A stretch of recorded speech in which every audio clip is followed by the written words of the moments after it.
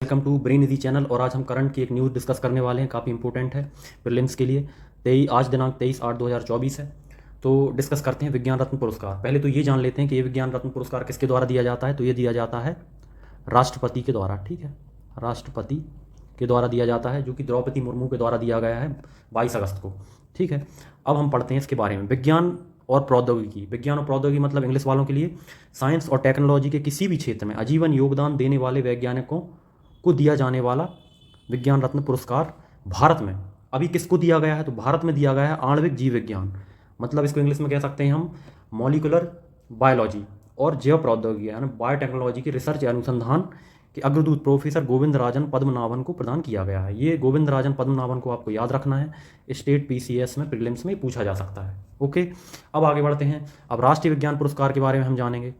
तो राष्ट्रीय विज्ञान पुरस्कार 4 श्रेणियों में दिए जाते हैं। पहला दिया जाता है विज्ञान रत्न पुरस्कार, जिसको हमने अभी ऊपर डिस्कस किया है। ठीक है, तो ये हम पढ़ चुके हैं किस किस चीज़ में दिया जाता है। तो विज्ञान और प्रौद्योगिकी के किसी भी क्षेत्र में आजीवन उपलब्धियों और योगदान को मान्यता देने के लिए दिया जाता है, यानी जिन्होंने वो योगदान दिया हो। ठीक है, अब नेक्स्ट है सेकंड है विज्ञान श्री पुरस्कार। ये पुरस्कार विज्ञान और प्रौद्योगिकी के किसी भी क्षेत्र में विशिष्ट योगदान के लिए दिया जाता है। किसके लिए? विशिष्ट योगदान के लिए।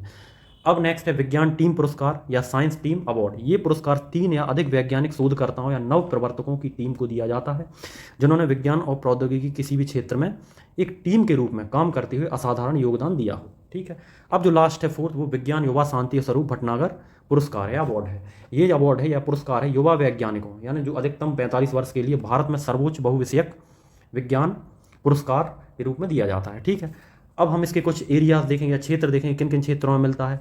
तो भौतिकी फिजिक्स में मिलता है, केमिस्ट्री में मिलता है या रसायन विज्ञान में, जैविक विज्ञान या बायोलॉजी में मिलता है, मैथ्स में मिलता है, कंप्यूटर साइंस में मिलता है, पृथ्वी विज्ञान या अर्थ साइंस में मिलता है, चिकित्सा या मेडिकल के क्षेत्र में मिलता है, इंजीनियरिंग विज्ञान या इंजीनियरिंग साइंस में मिलता है, कृषि विज्ञान में मिलता है, इन्वायरमेंटल साइंस में मिलता है। ठीक है, टेक्नोलॉजी में मिलता है, इनोवेशन या नवाचार में मिलता है, परमाणु ऊर्जा में मिलता है, अंतरिक्ष विज्ञान में मिलता है या स्पेस साइंस भी कह सकते हैं हम, प्रौद्योगिकी, टेक्नोलॉजी और अन्य क्षेत्रों में मिलता है। ठीक है, अभी इस वर्ष इन पुरस्कारों का समन्वय विज्ञान और प्रौद्योगिकी मंत्रालय के अंतर्गत वैज्ञानिक और औद्योगिक अनुसंधान परिषद द्वारा किया जा रहा है। ठीक है, ये आपको याद रखना है। इसी के साथ ये न्यूज़ हमारी खत्म होती है, समाप्त होती है। जो भी क्वेरीज हों, जो भी डाउट हों, आप कमेंट बॉक्स में पूछ सकते हैं और मैं क्या इसमें अच्छा कर सकता हूँ ये भी आप मुझे सजेस्ट कर सकते हैं। Thank you.